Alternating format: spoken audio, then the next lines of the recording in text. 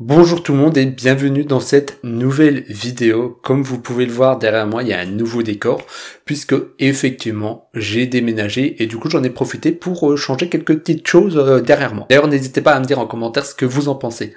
Donc on se retrouve aujourd'hui avec une nouvelle vidéo spéciale Halloween. Aujourd'hui je vais vous parler d'une creepypasta qui a beaucoup fait parler d'elle sur internet. Vous pouvez la retrouver sous le nom de La mort de Sammy. Vous l'aurez compris peut-être, je vais vous parler d'une creepypasta autour du dessin animé de Scooby-Doo. Oui, parce que vous l'aurez compris, sur cette chaîne, on parle quand même principalement, depuis quelques temps je dirais, de dessins animés. Du coup, je voulais faire une vidéo spéciale Halloween autour d'un dessin animé qui a marqué mon enfance. Donc, installez-vous très confortablement, éteignez vos lumières, mettez-vous dans une bonne ambiance Halloween, et c'est parti!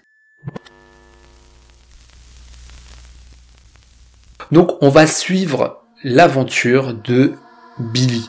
Billy raconte qu'il avait 11 ans lorsque son père lui a offert une VHS de Scooby-Doo. Il ne se souvient plus très bien de l'histoire, cependant il se rappelle qu'on suit, comme d'habitude j'ai envie de dire, le groupe de Scooby-Doo dans une enquête paranormale. Mais dans cette histoire, une petite fille hanterait tout un village. Billy explique que ses parents ne sortent pas beaucoup, car sa sœur est asthmatique, et sont donc très protecteurs envers elle. Mais ce soir-là, les parents de Billy sont obligés de quitter la maison, car son père a une soirée très importante pour son travail. Ils n'ont donc pas le choix et font donc appel à une babysitter. D'ailleurs, Billy est un peu énervé car pour lui, il est assez grand pour veiller sur sa sœur et surveiller la maison durant leur absence. Mais forcément, son père et sa mère ne sont pas d'accord et font donc appel à une babysitter.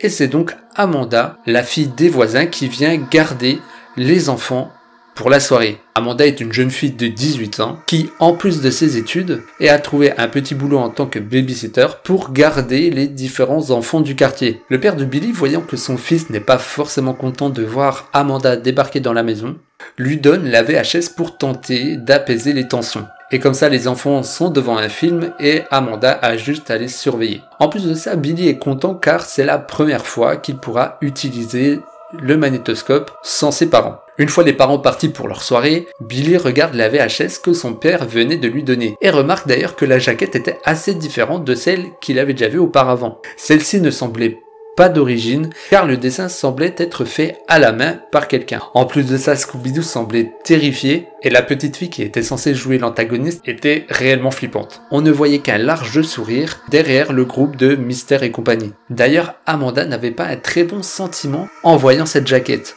Elle essayait même de dissuader les enfants de la regarder. Mais bien sûr, les enfants finissent par avoir le dernier mot et à avoir Amanda à l'usure. Et ainsi, ils lancent finalement le film. Étonnamment, Billy nous explique que l'épisode était assez ennuyeux. Il ne se passe pas grand chose, et même les scènes censées être drôles, elles l'étaient pas vraiment. Et d'ailleurs, il n'y avait pas de scènes réellement effrayantes. Bon, bien sûr, on parle de Scooby-Doo, donc on se doute bien que c'est pas dans le top de l'horreur non plus, hein.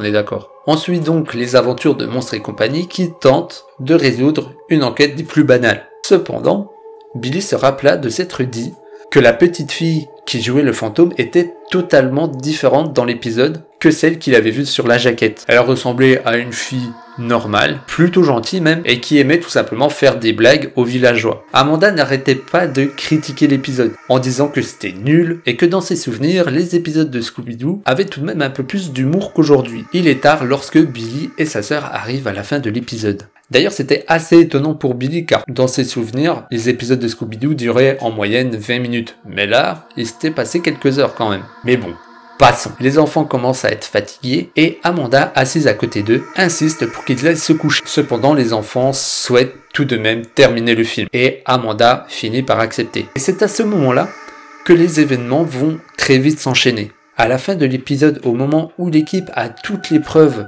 pour coincer le ou la coupable, Billy nous explique que les membres du groupe, tout à coup, s'arrêtent de parler. Le silence s'installe et tous, sans exception, regardent en direction de la caméra, ou plutôt en direction de Billy. Ils ont tous un regard triste, comme s'ils venaient d'apprendre une terrible nouvelle. La musique s'arrête, le silence est encore plus présent, et la petite fille qui jouait le fantôme et qui est debout à côté du groupe se met à regarder en direction de Billy, avec un grand sourire. Et puis, écran noir.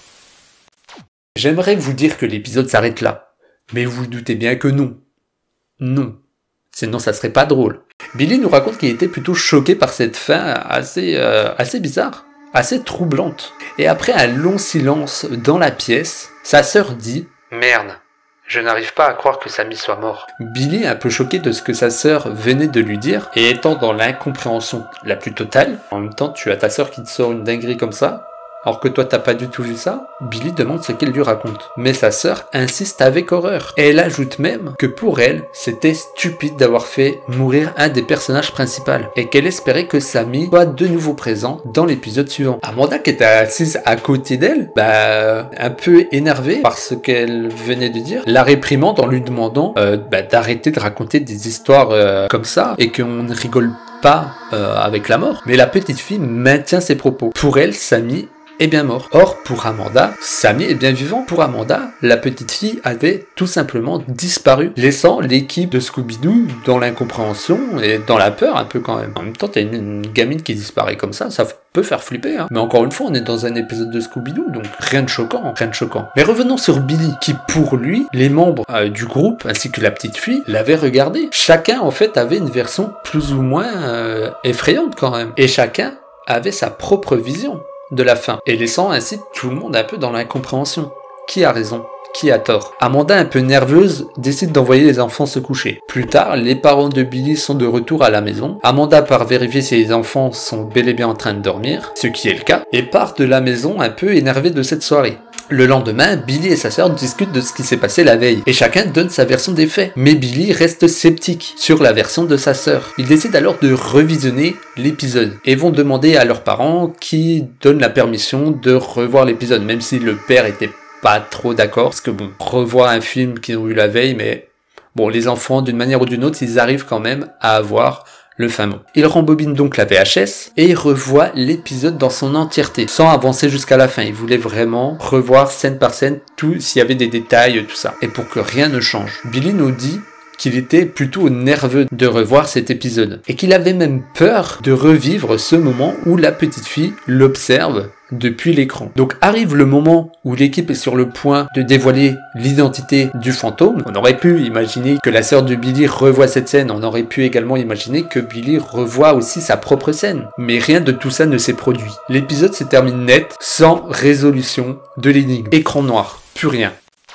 Laissant Billy et sa sœur encore plus dans l'incompréhension que la veille. Les enfants retirent donc la VHS et la sœur de Billy est prise soudainement d'une grosse crise d'asthme. Billy aide donc sa sœur à monter dans sa chambre pour qu'elle puisse aller se reposer. Plus tard, Billy tente de revenir sur le sujet auprès de sa sœur, mais celle-ci refuse catégoriquement de reparler de tout ça. Elle veut plus du tout en entendre parler et ils n'évoquèrent plus jamais ce qu'ils venaient de vivre. Et fin. L'histoire se termine comme ça. Alors, est-ce que un jour, peut-être, on aura le fin mot de cette histoire? On ne sait pas. Mais peut-être qu'un jour, qui sait, quelqu'un la retrouvera et on pourra peut-être avoir le fin mot de cette histoire. Ou peut-être pas. Peut-être que tout simplement, chaque personne qui visionneront cette vidéo auront une version différente. On ne sait pas. Bon, j'espère que cette vidéo vous aura plu. C'est une première vidéo pour cette rentrée qui se fait un peu tard, je l'avoue, je l'accorde. J'ai été tellement pris par le déménagement, les préparatifs, tout ça, que du coup je n'ai pas du tout eu le temps de faire de vidéos. J'ai essayé de vous donner un peu des nouvelles via des posts sur YouTube.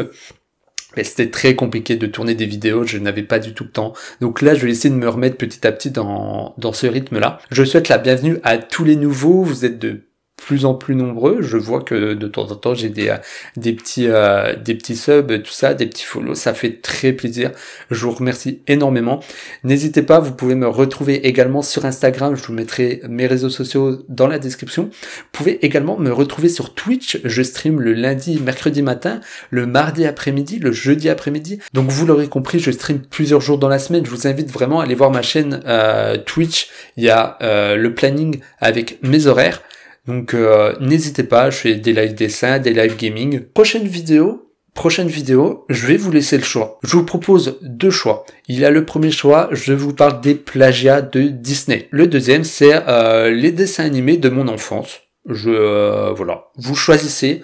parmi ces deux vidéos-là, laquelle vous intéresse le plus, et moi je ferai en fonction de vous, tout simplement. Voilà. Et je tiens à remercier également Fuzaki pour ce commentaire-là. Merci beaucoup, à chaque fois vous me donnez de la force dans vos commentaires, ça fait très plaisir, ça me pousse à continuer davantage sur ce sujet-là, qui est l'animation. C'est vraiment quelque chose qui me motive de fou, et rien que pour ça, merci beaucoup. Donc voilà, on est à la fin de cette vidéo. Moi je vais vous souhaiter une bonne journée. Et j'espère que vous aurez passé un bon moment. N'hésitez pas à lâcher un like, un commentaire, à vous abonner si c'est pas encore fait. En attendant, je vous dis à bientôt dans une prochaine vidéo. C'était pour Dart et ciao!